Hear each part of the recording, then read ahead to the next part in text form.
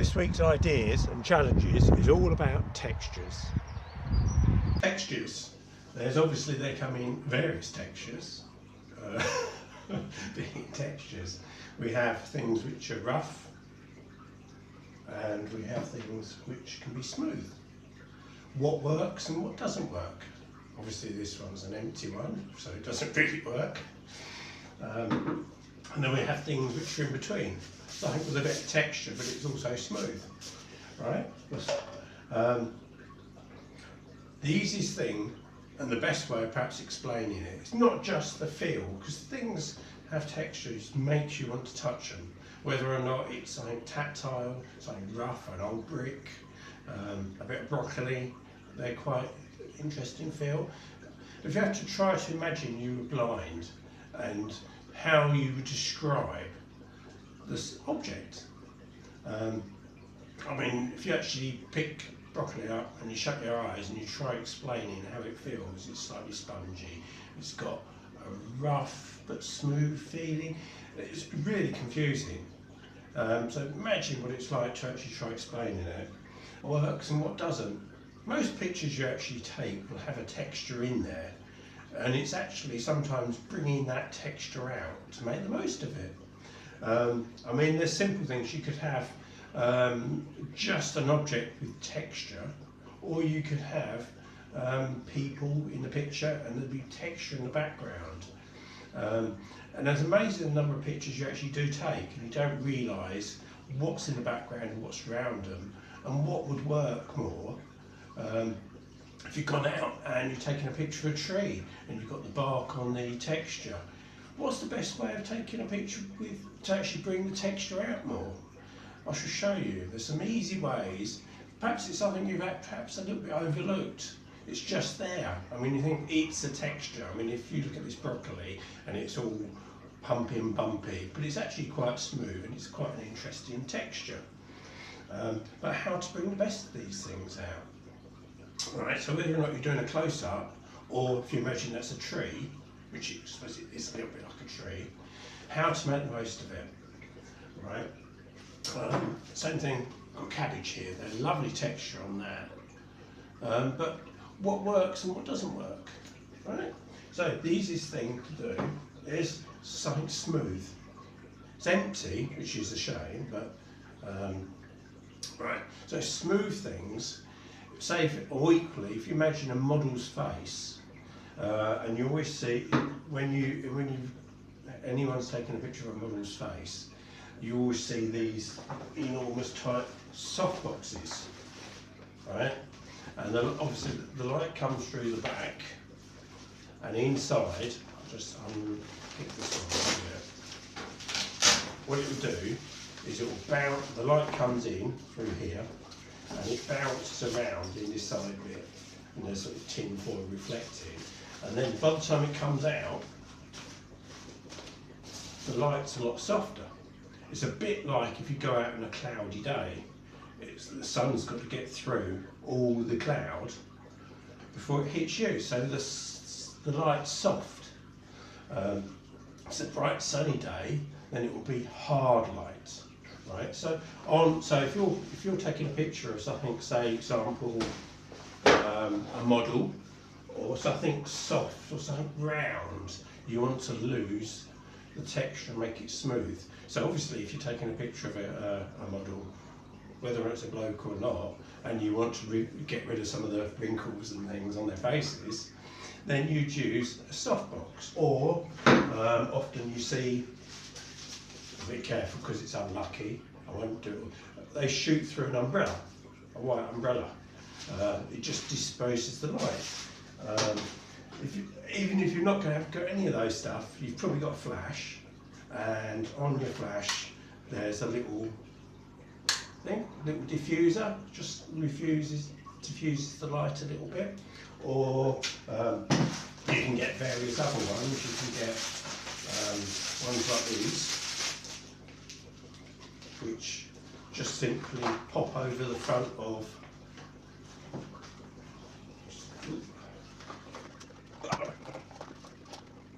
just pop on the top of your flash. You can have ones which just go on with elastic band. These sort of things are only pennies. Or if you haven't got any of those, you could use a clean bit of cloth or a bit of greaseproof paper. That would work just as well. Diffuses the light a little bit. So if you're actually trying to take a picture which you want to lose some of the textures on it, so it's actually smooth to start off with, like a glass or a face, then you perhaps want to use a softbox or something to diffuse the light a little bit. Even today, it's a cloudy day, sun's coming through the window here, natural light. It actually probably makes me look a lot better than I am. So that's that. Alternately, if you are going to do something which is something with a bit more texture to it, a brick or something which has got something really, you want to actually see the textures on it, you want to use hard light. Obviously today, a day like today is not really going to work very well. Obviously you've got the light coming in, which is better than nothing. But that's why it's quite handy to use a flash, whether you're not using a pop-up flash on your camera, one of these, or something a little bit more, even a direct light. You could use a torch or a ceiling light or just a home spotlight you've got on your desk. You can move that over. But if you've obviously got something like this, then it's going to make all the bits that stick out much more sticky outable. And often, if you take a picture of something and you want to bring the textures out in the picture, you can do it post-production afterwards on the software. So you could boost the contrast on it. That would help pick out some of the things, or the highlights. You can boost the highlights.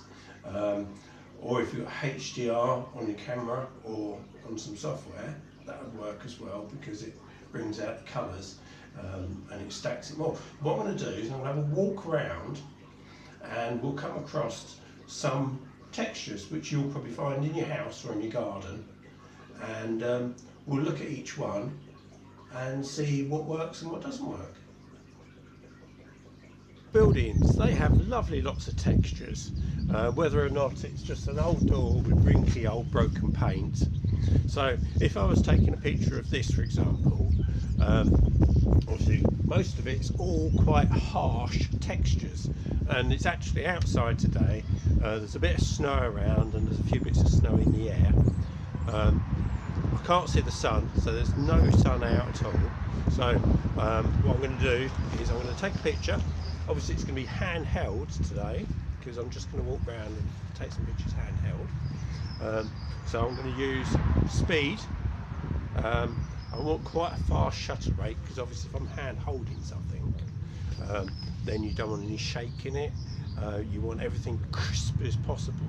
If you've got something with texture, as soon as you get a little bit of shake in the picture, then it's going to blur slightly and you're going to lose the texture to it. So you want something quite fast. So I'm going to use into the speed mode. I'm going to do 200 or 100, whatever you can get it down to. Let's have a go at 100, see how it comes up. And I'm going to turn the flash on. I'm not going to have anything on it at all. It's going to be harsh light, right? And I'm going to take a picture of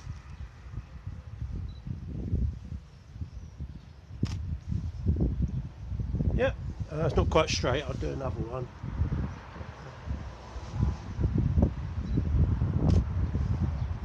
Yeah, that works fine. So that's, if you noticed, I actually took it slightly from the side, so all the raised paint and stuff will actually stick up a little bit in the picture. It will give it a bit of depth to it. Let's go and have a look at something else, see what would you use.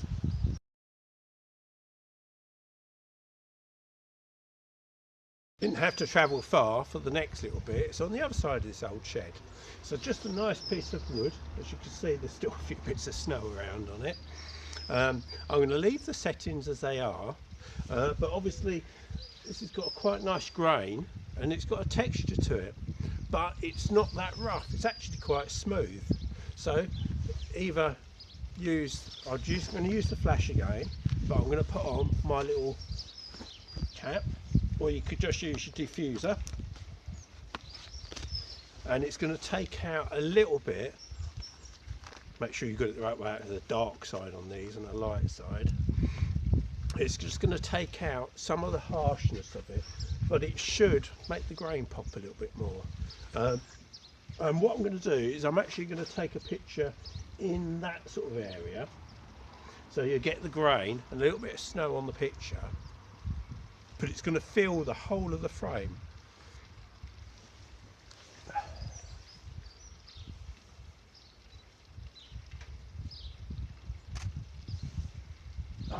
There you go. I don't know if you can see that on there. See how that works? That works really well like that. So we want a fairly soft light on it.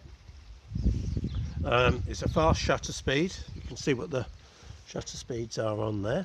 ISO 100. We're outside in the daylight. It's not a harsh light because it's cloudy today. Go and try something else. See how it comes up.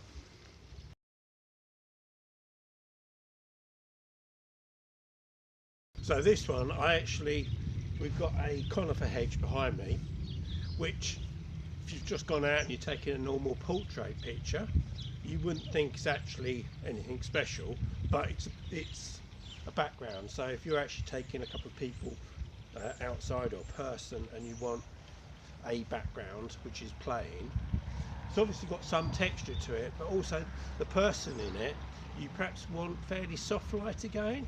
I know the hedge has got a texture, but the person is the main part of the picture. So perhaps if you were actually taking a picture of this, obviously it's not quite so easy to do a selfie, I would use a soft light again on it. Obviously get the person to stand a little bit away from the hedge, and actually see where the light is around. It's a cloudy day again today, so you can get away with, use the flash again, but with the soft light on it, and it will just pick out some of the highlighted areas on the person, get them to turn, perhaps so that the light's coming in from one side slightly. You can always angle your flash as well. So that's what I would do in this sort of situation. Alternately, if you were just taking a picture of the hedge and you want that coarse type texture on it, then you'd take the diffuser off, think about the angle you're taking it, fill the picture again with it, and use a harsh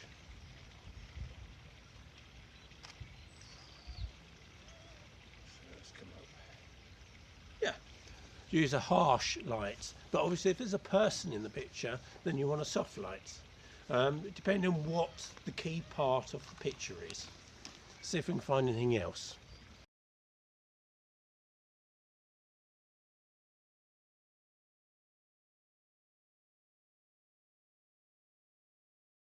Trees and bark, obviously they stand out quite well. It's what you'd call a coarse texture, so we're going to use a hard light on it. There's lots of interesting colours and things on here. It's the same as brickwork. They're coarse pictures, so you'd use a hard light rather than a soft light. Whether or not you want to take a picture using the flash on there, whether or not it's just close up or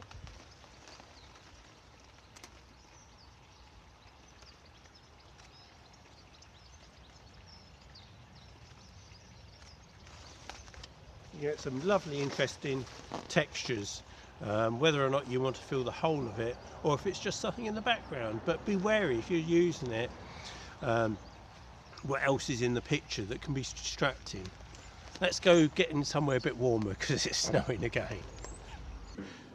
You'll need, so ideally in here, if I'm taking this picture of these oranges, I'm going to use 200ths of a second. Any faster than that and it will be too fast for most cameras to use, unless you're using high-speed sync, and then it will allow it. Alternately, just use a static light coming in, whether or not it's from a window or a torch or a standard lamp. That is the beauty of some of these static lights. You can have these flash, like big flash studio lights, which they have the same problem. But if you have a constant light one, you can just turn it on and it is constant. Obviously they're not as bright generally. You can get really big ones, but they're not as bright. But those sort of things, if you were doing it and you wanted a higher speed and your camera couldn't do it, then you probably need a constant speed to it. But if you're outside, then any extra help, which is a harsh light and it's a textured surface, will help. Obviously, if you're outside, then you will be able to get the speed up a bit faster. Right, I hope you've started understanding what works with being soft lights and what works with being hard lights, and how to improve some of the ideas and the creation of those things. Next stage is often if you see an older person and a picture of an older person or a picture of a hand or something, and it's wrinkly and there's creases, then that's going to be coarse. But also, if you notice, there's a lot of those sort of pictures which are black and white. It brings out the textures more. So if you're actually doing a picture of this, for example, and it was actually black and white, it would actually, all the texture would stand out a lot more. The only difference is your brain works out it's probably a broccoli and the colour is. But that's often if you go somewhere hot country and there's an old chap with a walking stick sitting in a bar, and you see seen a picture of it, and he's always done in black and white. And it's obviously a hot country as well, so you've got a hard light there as well. So those sort of pictures work really well. We've got a few in here which I should take some pictures. I should do some of the broccoli so you can see how. And I'm going to use a hard light on that, and I shall perhaps try some close-ups, some in black and white. I should do the same with a cauliflower as well. Cabbage. Cauliflower would work well, but I've got cabbage. What else have I got? Oh yes, there you go. It's some satsumas, or small oranges, in a bag, but I purposely left them in the bag because the bag's got a texture on it. It has got colour, and also I think I've purposely put it on a dark plate. So, one escaped. I won't have that one. Put it back in. But I've got a combination of the colours which work really well. Think about if you're going to put it on a plate or something, what colour it is. There's a texture over the oranges, which makes it stand out. Especially if you're going to use a flash on it, because then the flash will get in between the netting and make things stand out. You can always boost it a little bit as well, so you up the contrast afterwards a little bit. But don't get too mad. You can try it in black and white. That might work well in black and white, or it might just work. I think personally this would work better in colour with a nice hard flash against it on a fairly plain background. Try different angles. A plate with some pasta on it. Black and white, different angles, quite close up perhaps. Rice, some various those type of things, they work well. Things with a tree stump, a wooden door. There's everywhere you look, there's textures. So I'm going to take a few more pictures and I'll put them on there and show you. If you have any questions or queries, obviously drop me a line. But it was really just to get you to explore what's out there and the textures and how soft and hard light works with textures. So I should leave you with a few more pictures and have some fun doing it.